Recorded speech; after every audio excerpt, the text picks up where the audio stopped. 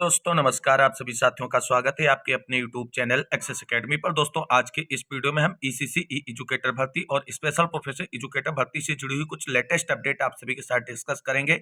आप सभी से निवेदन है कि वीडियो को बिना स्किप किए हुए अंत तक देखें, जिससे वीडियो में शेयर की गई सारी जानकारी को आप आसानी से समझ सकें। वीडियो में आगे बढ़ने से पहले छोटी सी रिक्वेस्ट है, प्लीज वीडियो को लाइक करें, दोस्तों में शेयर करें। जितने भाई बहन चैनल पर पहली बार विजिट करें, प्लीज चैनल को सब्सक्राइब करके बेल आइकन जरूर दबाएं आगे की सही सटीक और लेटेस्ट अपडेट पाने के लिए। तो आइए दोस्तों शुरू करते हैं आज का यह वीडियो। और सबसे पहले दोस्तों यहाँ पर उन सभी भाई बहनों के लिए इंपॉर्टेंट अपडेट है जो केवल और केवल ईसीसी ई एजुकेटर भर्ती और स्पेशल प्रोफेशनल एजुकेटर भर्ती में ही आवेदन करना चाहते हैं। तो बहुत सारे हमारे ऐसे भाई बहन हैं जो केवल ईसीसी ई एजुकेटर भर्ती और स्पेशल प्रोफेशनल एजुकेटर भर्ती में आवेदन फॉर्म भरने की प्रक्रिया का बेसब्री से इंतजार कर रहे हैं और उनका कहना है कि सर हम केवल और केवल ईसीसी ई एजुकेटर भर्ती और स्पेशल प्रोफेशनल एजुकेटर भर्ती में ही आवेदन करेंगे।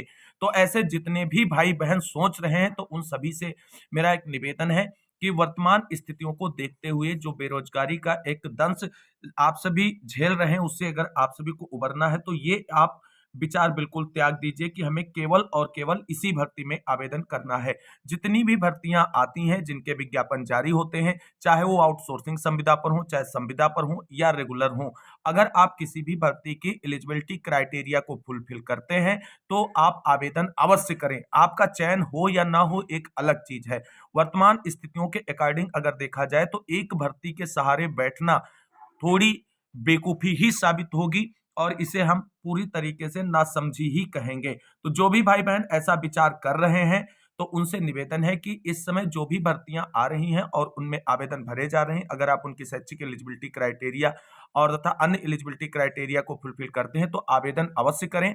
उसमें आपका चयन होने के बाद ऐसा नहीं है कि आप ईसीसी ई एजुकेटर भर्ती और स्पेशल प्रोफेशनल एजुकेटर भर्ती में आवेदन नहीं कर पाएंगे। आपका कहीं दूसरी जगह पर अगर चयन हो जाता है और उसके बाद आप ईसीसी ई एजुकेटर भर्ती या स्पेशल प्रोफेशनल एजुकेटर भर्ती में आवेदन करना चाहते हैं या चाहती हैं, तो आप अवश्य कर सकते हैं। और आपका इन पदों पर चयन होने के बाद आप पहले जो आप कार्य करें उसे पूरी तरीके से क्विट भी कर सकते हैं।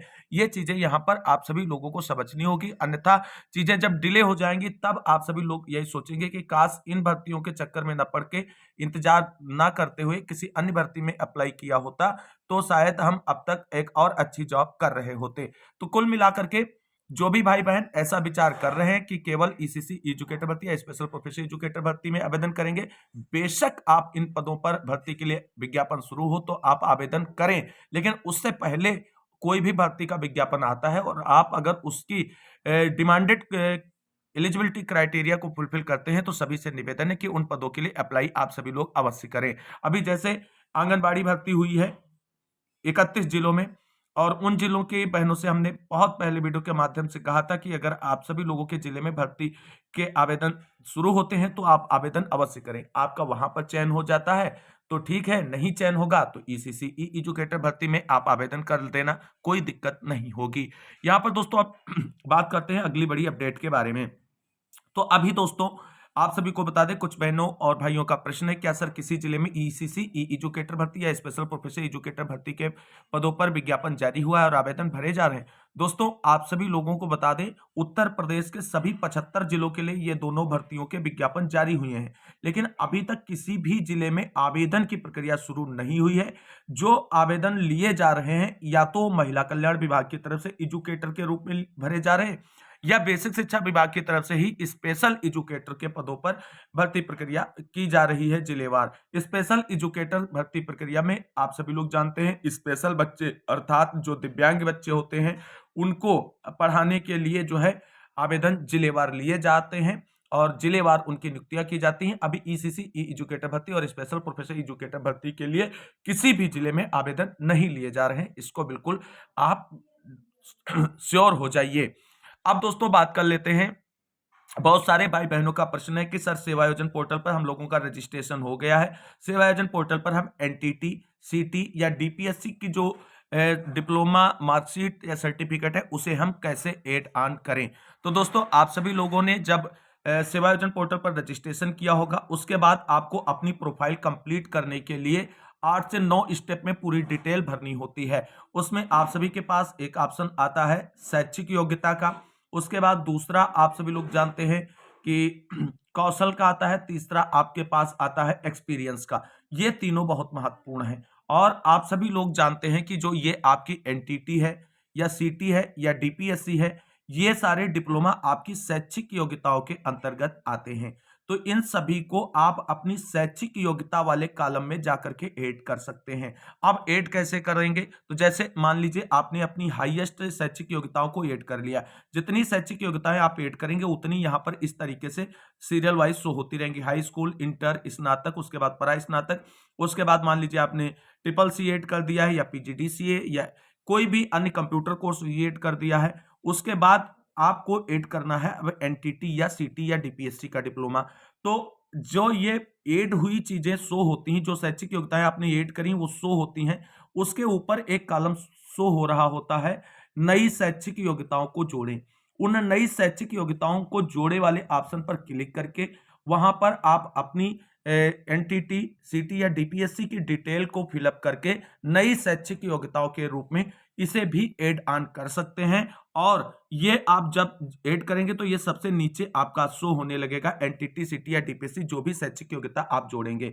तो कुल मिलाकर के आप सभी की जो एक क्वेरी थी कि सर एनटीटी, सीटी या डीपीएससी को कैसे जोड़ें सेवा योजन पोर्टल पर, तो हमने क्लियर कर दिया है कि आपको शैक्षिक योग्यता में जाना है और जो आपकी शैक्षिक योग्यता अभी तक ऐड ऑन है उसके अतिरिक्त नई शैक्षिक योग्यता जोड़े वाले ऑप्शन पर क्लिक करके अपनी इन शैक्षिक योग्यताओं को जोड़ सकते हैं।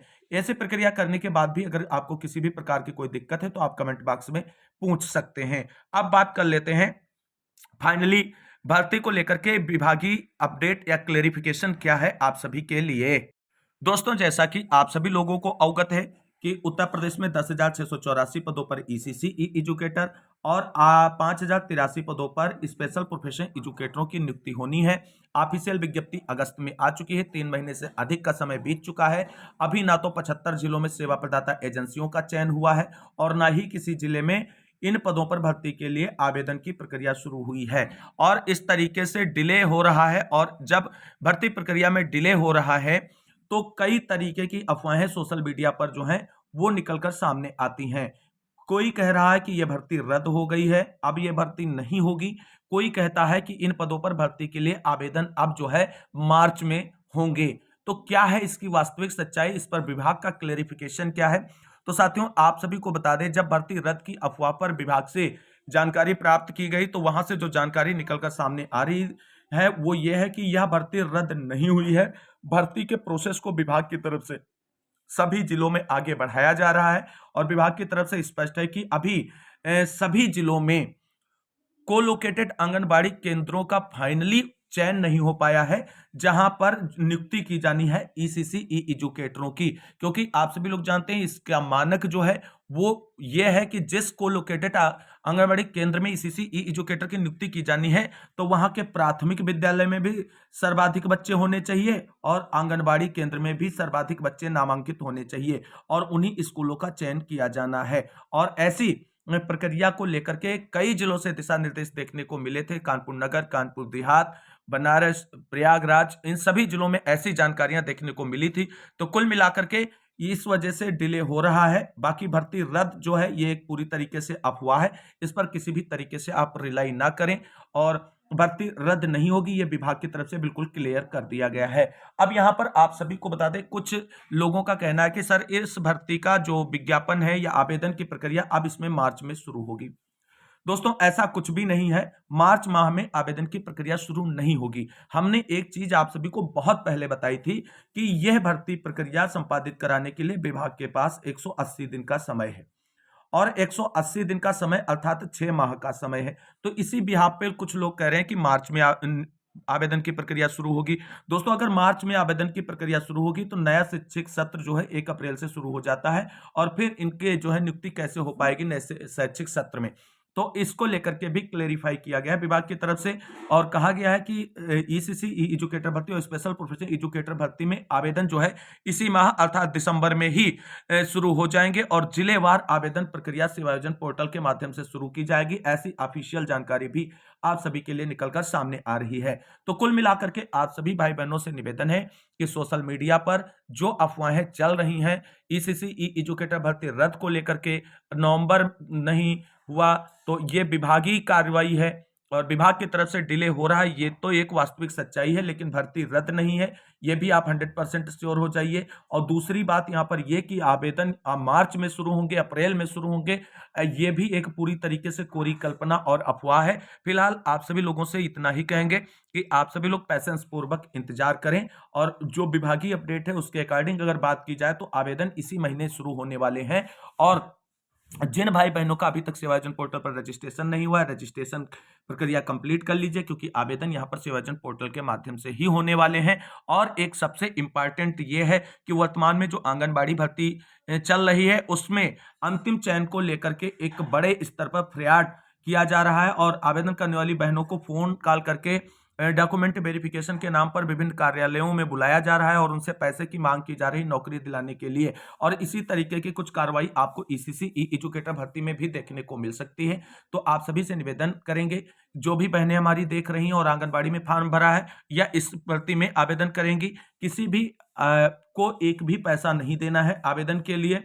और आपका अगर आवेदन है और आप मेरिट लिस्ट में आ रही हैं तो आपका अंतिम रूप से चयन होगा। बिल्कुल श्योर रहिए, बिल्कुल निश्चिंत रहिए, किसी भी व्यक्ति को एक पैसा नहीं देना है। ये सारी भर्तियां मेरिट के बिहाफ पर होने जा रही हैं, और ऐसे में अगर आपकी मेरिट कम है और आपसे किसी ने पैसे ठग लिए नौकरी दिलाने के नाम पर, तो आपकी नौकरी भी नहीं मिलेगी, आपके पैसे भी चले जाएंगे। और अगर किसी ने शिकायत कर दी कि इनकी मेरिट कम है हमसे और हमारी जगह पे इनका चयन हो गया, तो आपकी नौकरी भी चली जाएगी और आप धोखाधड़ी के आरोप में जो है वो नुकसान भी उठा सकते हैं। तो इस तरीके की किसी भी कार्यवाही से आप सभी को बचना है। बाकी जो ऑफिशियल और विभागीय अपडेट निकलकर सामने आ रही थी ईसीसी ई एजुकेटर भर्ती को लेकर के, वो हमने आप सभी तक पहुंचा दी है। आप पैसेंस पूर्वक इंतजार करिए, जैसे ही किसी भी जिले में आवेदन की प्रक्रिया शुरू होगी आप सभी को चैनल के माध्यम से उसके बारे में सूचित किया जाएगा। और यहाँ आप सभी को बता दें, जो सेवायोजन पोर्टल के माध्यम से आप सभी लोगों को प्रक्रिया करनी है वो उसके लिए रजिस्ट्रेशन अवश्य कर लीजिए। दूसरी बात है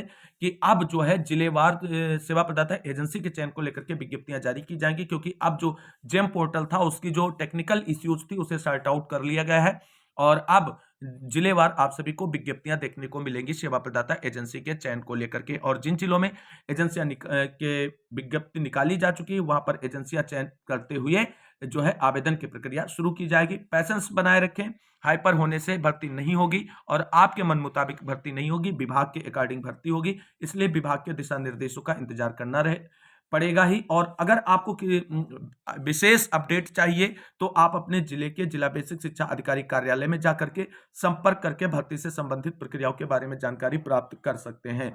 तो इस वीडियो को अंत तक देखने वाले सभी भाई बहनों को बहुत बहुत धन्यवाद। मिलते हैं अगली वीडियो में लेटेस्ट अपडेट के साथ, तब तक के लिए सभी भाई बहनों को जय हिंद, जय भारत, वंदे मातरम।